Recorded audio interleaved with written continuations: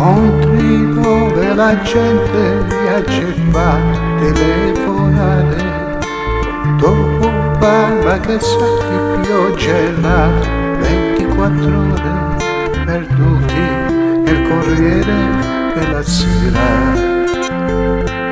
E vieni di una camera, ma perché ogni giorno viene sera?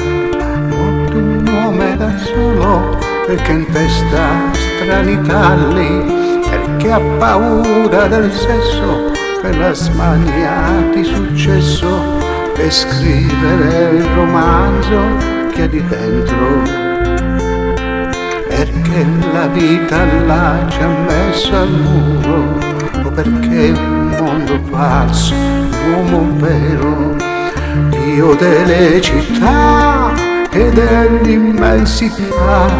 Se è vero che ci sei, hai viaggiato più di noi, vediamo se si può farci amare questa vita e magari un po' cambiarla prima che ci cambi lei. Vediamo se si può farci amare come siamo, senza violentarci più con nevrosi e gelosie, e che questa vita stende e che stesso dorme o muore, oppure fa l'amore.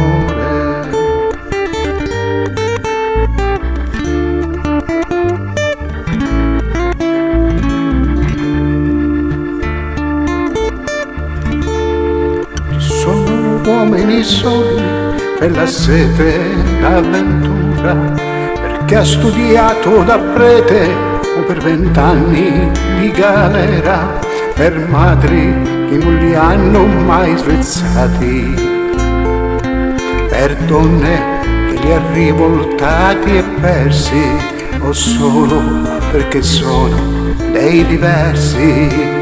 Dio delle città e dell'immensità, se è vero che ci sei, hai viaggiato più di noi, vediamo se si può imparare queste donne e cambiare un po' per loro e cambiare un po' per noi. Ma Dio delle città e dell'immensità, magari tu ci sei e problemi non ne hai, ma qua giù non siamo in cielo, e se un uomo perde il filo è soltanto un uomo solo.